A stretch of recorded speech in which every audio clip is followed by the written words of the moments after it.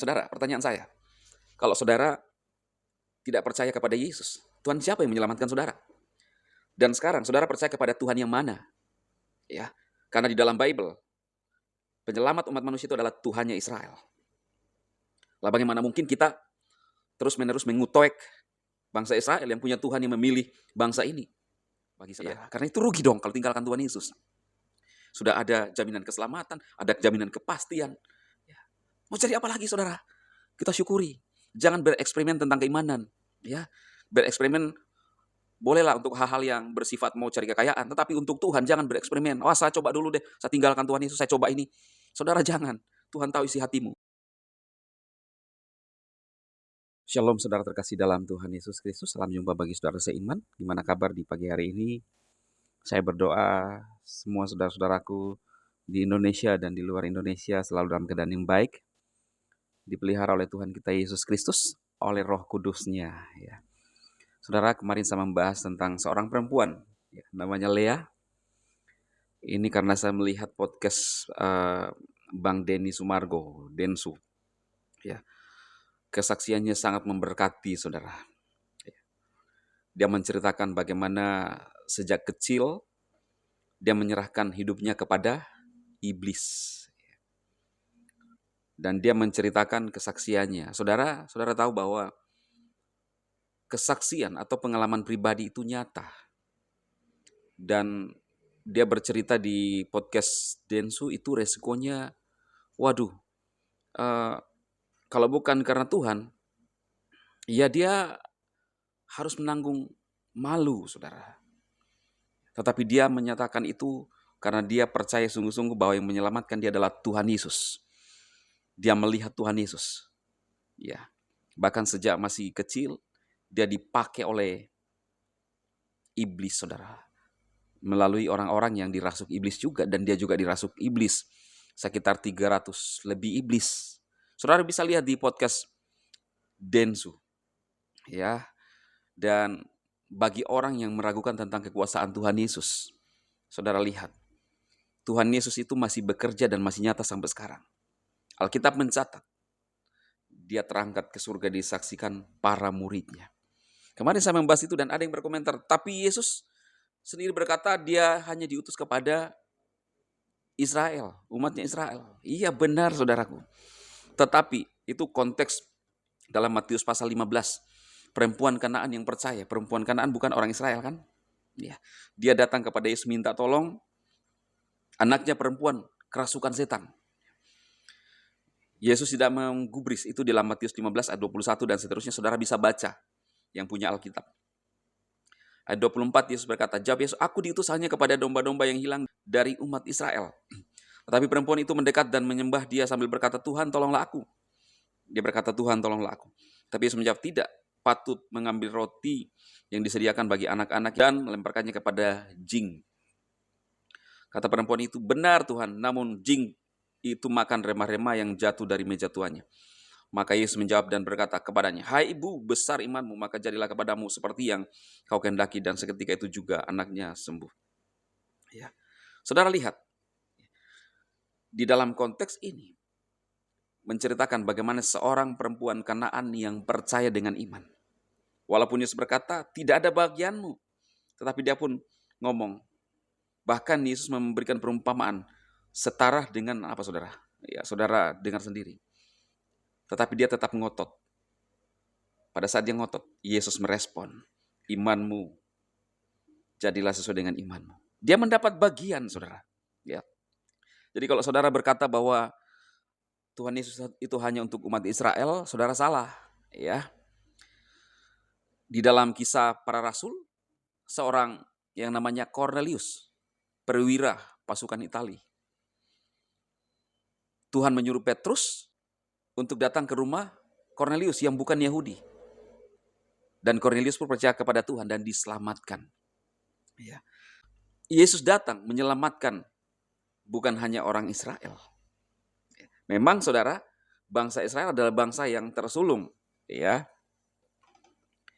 Kita lihat kisahnya di dalam perjanjian lama, mereka dipilih secara khusus. Tetapi keselamatan pun kepada bangsa-bangsa lain. Ada banyak kisah di Alkitab yang menceritakan bagaimana bangsa-bangsa di luar Israel menerima keselamatan. Dan itulah pelayanan Rasul Paulus. Saudara, pertanyaan saya, kalau saudara tidak percaya kepada Yesus, Tuhan siapa yang menyelamatkan saudara? Dan sekarang saudara percaya kepada Tuhan yang mana? Ya, karena di dalam Bible, penyelamat umat manusia itu adalah Tuhannya Israel. Lah bagaimana mungkin kita terus-menerus mengutuk bangsa Israel yang punya Tuhan yang memilih bangsa ini? Sifat Tuhan, saya percaya bahwa sifat Tuhan adalah kasih. Kita diajarkan dari perjanjian lama dan itu pun ditahu oleh bangsa Israel. 10 hukum Tuhan, 10 hukum Taurat. Bangsa Israel tahu. Dari pertama saya belajar, saya lihat menyelidiki kenapa mereka melakukan semacam peperah kepada bangsa Amalek, saudara. Mereka diganggu oleh bangsa-bangsa di sebelahnya dulu pada saat mereka keluar dari tanah Mesir, diganggui. Sehingga mereka, bangsa ini pun merespon. Termasuk saudara lihat sekarang. Ya kan? Beberapa negara-negara yang mengirimkan ya kembang api ke sana.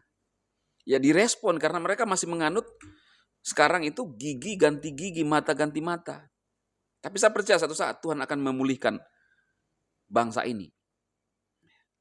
Jadi kalau saudara tidak percaya kepada Tuhannya Israel, Tuhan siapa yang menyelamatkan saudara?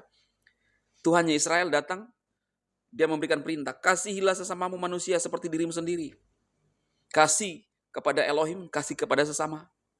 Kemudian dikonfirmasi dalam Tuhan Yesus Kristus. Saya tidak yakin bahwa Tuhan itu memilih-milih satu golongan atau satu bangsa. Dengan hadirnya Yesus Kristus, menghancurkan kotak-kotak antara bangsa pilihan, antara bangsa mana, saudara. Tetapi dia menyelamatkan semua umat manusia. Di dalam Yohanes 3:16, karena begitu besar kasih Elohim akan dunia ini, sehingga ia telah mengaruniakan anak yang tunggal, supaya setiap orang yang percaya tidak binasa, melainkan beroleh hidup yang kekal. Bahkan kesaksian murid-muridnya, Kisah 4 ayat 12, itu bukan Rasul Paulus yang bersaksi bagi yang suka mencela Rasul Paulus. Itu kesaksian Rasul Petrus dan Yohanes di depan mahkamah agama. Bagaimana melihat kekuasaan yang dibuat oleh Tuhan Yesus sendiri. Jadi kalau ada orang hanya mencelah Rasul Paulus ya membawa kekristenan, saudara bisa mencelah Petrus dan Yohanes dan murid-murid yang lain, ya, yang meyakinkan banyak orang dan menginjil ke berbagai wilayah di bawah kolong langit, bukan di bawah kolong Mars, saudara. Jadi kalau kita masih ada di dunia, Yohanes 3:16, Yesus datang ke dalam dunia ini untuk menyelamatkan setiap orang yang percaya kepadanya. Baca di dalam Injil Yohanes 1. Ya. Tuhan siapa yang kita sembah? Tuhan siapa yang saudara sembah? Kalau kita jelas ada konfirmasi di dalam Bible bahwa dia datang untuk menyelamatkan umat manusia. Kenapa sampai sekarang bangsa Israel pun mengklaim apa yang disampaikan oleh Elohim lewat nenek moyang mereka dan mereka kerjakan sampai saat ini? Karena mereka yakin bahwa Tuhan yang memilih nenek moyang mereka keluar dari tanah Mesir, Tuhan yang menyertai nenek moyang mereka dari tanah Mesir, itu adalah Tuhan yang benar. Itu sebabnya Yosua berkata seperti ini kepada bangsa Israel. Pilihlah sekarang kepada siapa kalian beribadah. Itu ketika dia memimpin bangsa Israel, lalu bangsa Israel mulai tegar tengkuk, saudara. Yosua berkata, pilihlah kepada siapa kalian beribadah. Kepada Tuhan nenek moyangmu, ya, nenek moyang Abraham di Ur Kasdim, menyembah berhala, saudara. Atau Allah orang Amori, atau Tuhan yang benar, Yahweh Elohim, yang memimpin mereka keluar dari Mesir. Jadi yang memimpin bangsa Israel, Tuhannya Israel adalah Tuhan yang menampakkan diri kepada Abraham, kepada Ishak,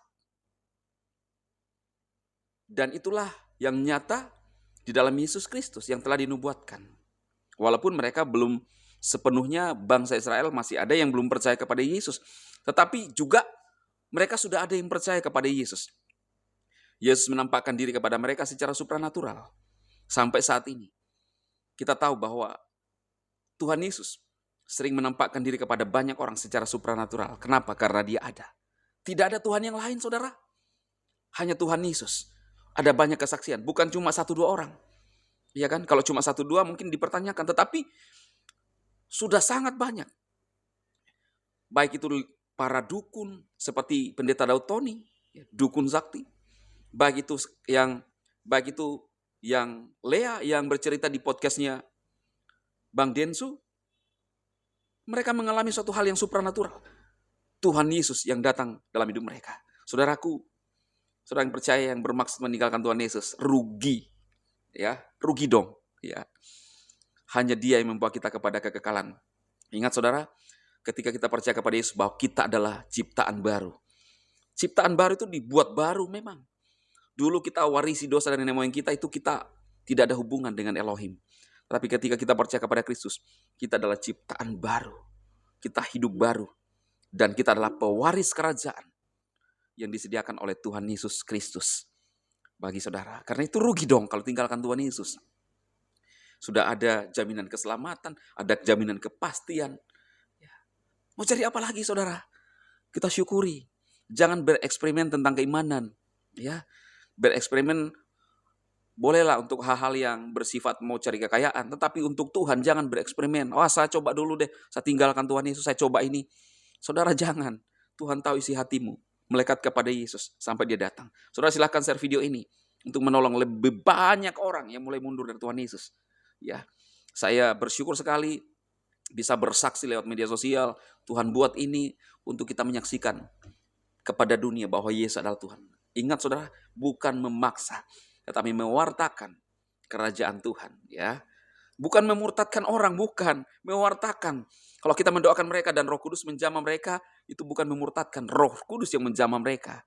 Ya, maka mau sekuat apapun orang menahan itu, kalau Tuhan yang bekerja, tidak bisa orang melawan Tuhan, saudara. Ya, ada orang berkata, oh ini kencang, gelombang pemurtadan. Lah, saudara, Yesus yang bekerja. Tugas kita orang percaya kepada Yesus, kita minta, kita mewartakan, kita berdoa. Tuhan pasti bekerja. Ya, Tuhan Yesus memberkati saudara sekalian. Amin.